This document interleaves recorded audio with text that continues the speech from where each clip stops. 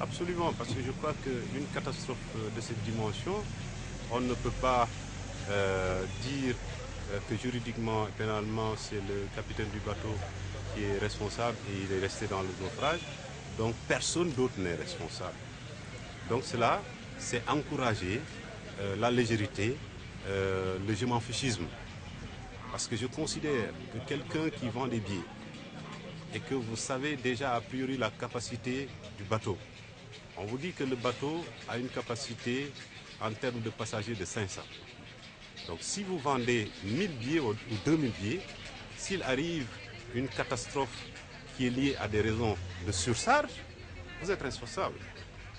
Vous êtes au même titre responsable que celui qui vous a donné des instructions pour vendre effectivement ces 2000 billets.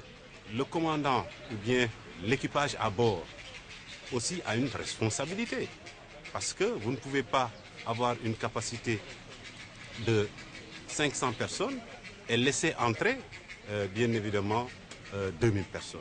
Donc pour nous, au-delà de ce qu'on appelle le véritable responsable qui est le commandant du bord et qui est resté dans le naufrage, il y a des co-auteurs. Donc le fait de sanctionner ces co-auteurs, cela va participer, ça aura un aspect coercitif. Ça va éviter demain à certains travailleurs, à certains fonctionnaires de faire des pratiques assez légères à l'image de mettre en danger la vie de l'homme. Donc c'est pourquoi pour nous, il est bon de mettre cette commission vérité et justice sur le Joola. Et au-delà de cela, aujourd'hui, c'est vrai, on parle de 2000 victimes, mais on ne sait pas exactement le nombre de victimes qui est resté dans le naufrage du bateau.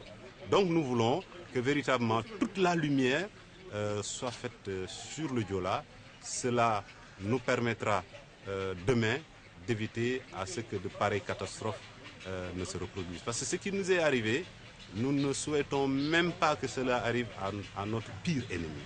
Aujourd'hui, si nous avons ce pouvoir divin, on fera en sorte qu'au Sénégal, il y aura zéro accident.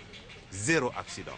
On ne veut même pas qu'une seule personne meure, même si la mort est une fatalité, la mort est du devoir de Dieu, mais c'est ça notre souhait. Donc par conséquent, cela participera demain à contribuer à ce que les Sénégalais fassent attention, à ce que les Sénégalais changent de comportement. Parce que le changement de comportement que nous voulons que les Sénégalais adoptent, tant qu'il n'y a pas une telle commission et que des mesures coercitives soient prises, il n'y aura jamais de changement de comportement. La preuve, au lendemain du naufrage, un an après, effectivement, les Sénégalais ont changé de comportement. Mais un an après, les Sénégalais sont revenus dans leur vieille habitude, avec des surcharges, avec l'empressement, avec la précipitation, avec la cupidité, la légèreté, etc., etc. Donc la mise en place de cette commission va participer à éviter à ce que tout cela puisse se produire demain.